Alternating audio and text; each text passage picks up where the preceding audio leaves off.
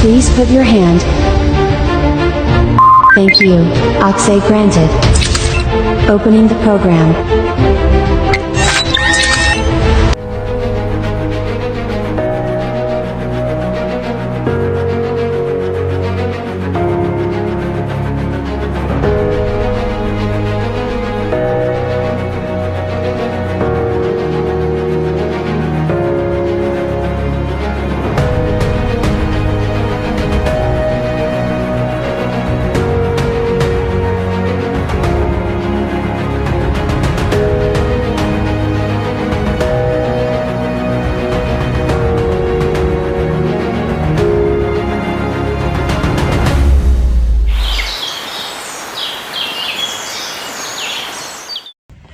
Guys!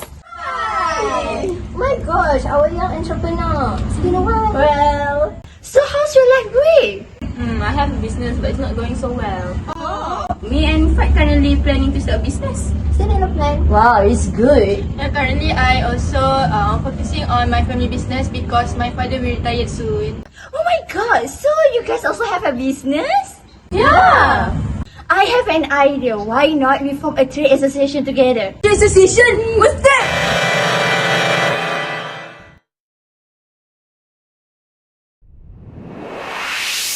So, what is trade associations? According to the Public Ruling Number 6, 2005, trade association can be defined under Section 53, Subsection 3 as any association of persons, partnerships, or of persons and partnerships formed with the main object of safeguarding or promoting the businesses of its members. And a trade association shall be deemed to be a body of persons and not a partnership. An organization will be regarded as a trade association if it fulfills two conditions. Firstly, all of its members must carry on a business, and secondly, its objective must be that of safeguarding or promoting the businesses of its members. However, an association is not a trade association if such association's membership is also extended to those exercising employment. A trade association must be solely for members having business income. There are some examples of trade associations such as Federations of Malaysian Manufacturers, Malaysian International Chamber of Commerce and Industry (MICCI), and Associated Chinese Chambers of Commerce. I'll be explaining the concept of resident status for trade associations. So, how is resident status determined? The resident status of a trade association is determined based on tests laid down under paragraph 81B and 81C of the ITA.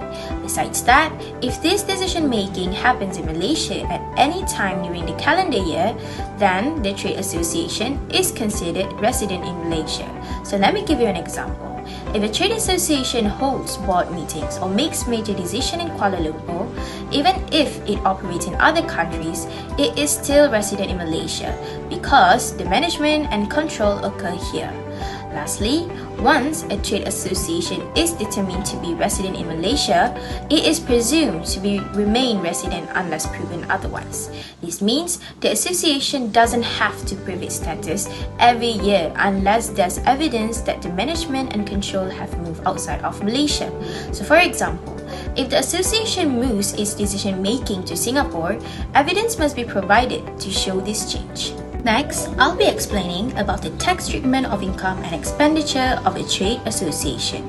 Firstly, any income earned by a trade association such as from business activities, rental properties or other income classes defined under Section 4 of the ITA is taxed just like any other person. So this means the trade association is subject to the same tax rates and rules as other taxable entities for these types of income.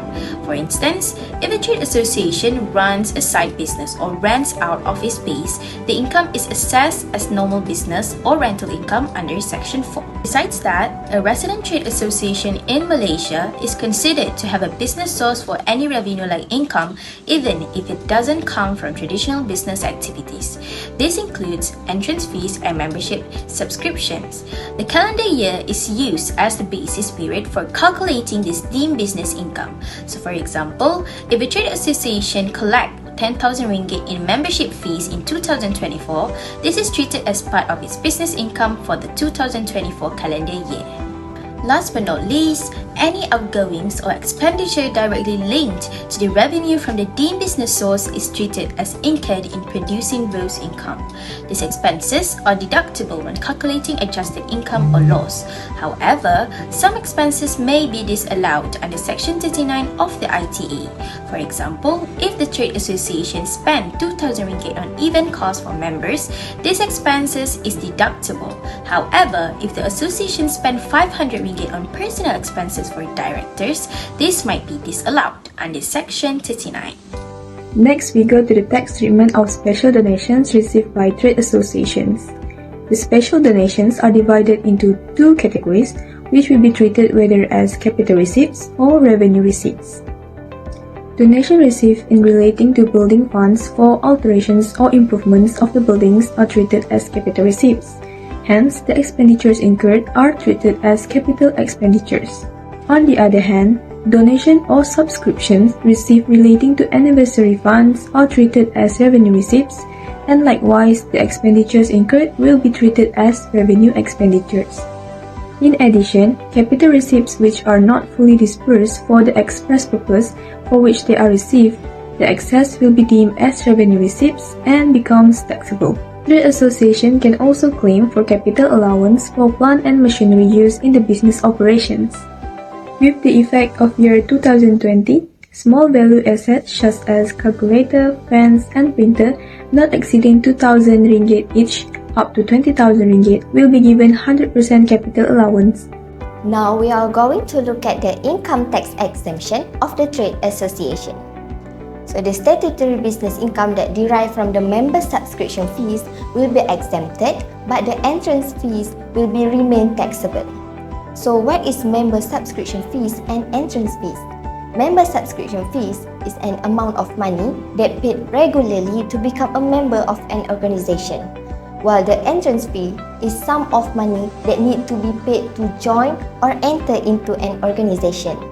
To calculate the statutory income, the gross income of the member subscription fees will be deduct the revenue expense and the capital allowance. A portion of common expense and capital allowance will be restricted on the proportion of gross income basis. So, we will use the formula A or D will be multiplied by B and divide by C. So from the formula above, A is actually a common revenue expense, B is a member subscription fees, C is a business income, while D is the amount of common capital allowance. Let me show the illustration for the income tax exemption in the above calculation of tax payable for the year assessment 2020. First, member subscription fees of 1 million will be less the common expenses 100,000 to get the adjusted income. The calculation of common expenses shows in the working which common expenses of 200,000 that consist of employees' remuneration, transport and stationery will be multiplied with 1 million of member subscription fees and divide by the total business income of 2 million. Next, the amount of the adjusted income 900,000 will deduct the common capital allowance 250,000. So the calculation also shows in the working which capital allowance of 500,000 will be multiplied by the member subscription fees of 1 million and divide by 2 million gross business income. The statutory income of 650,000 is the amount that will be exempted. Next is the tax rate for the trade association.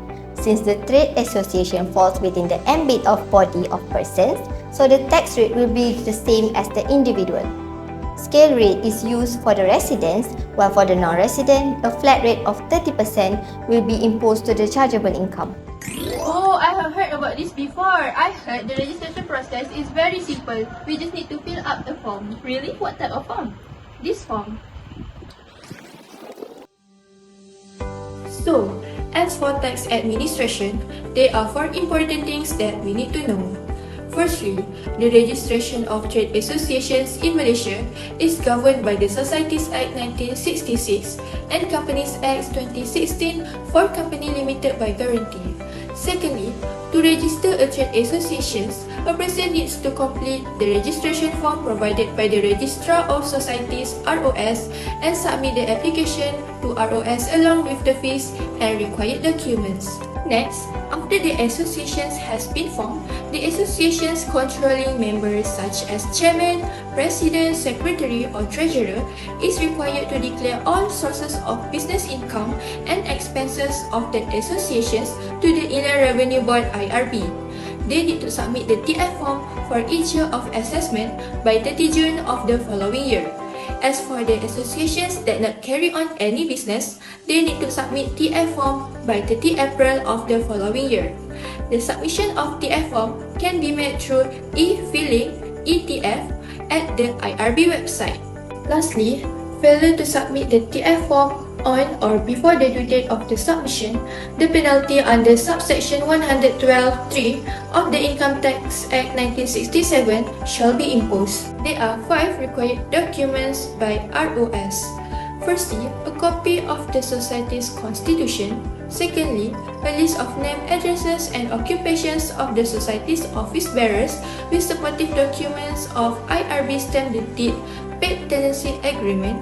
Thirdly, a list of names, addresses and occupations of the society's members. Fourth, minute of the meeting where the society's office bearers were elected, and any other document requested by the ROS. So, this is the example of TF form that the associations need to submit to the Inland Revenue Board. Next is trade union. Trade union is an organization of workers formed to protect their rights and interests. Trade unions can be specific to certain industries such as construction or healthcare.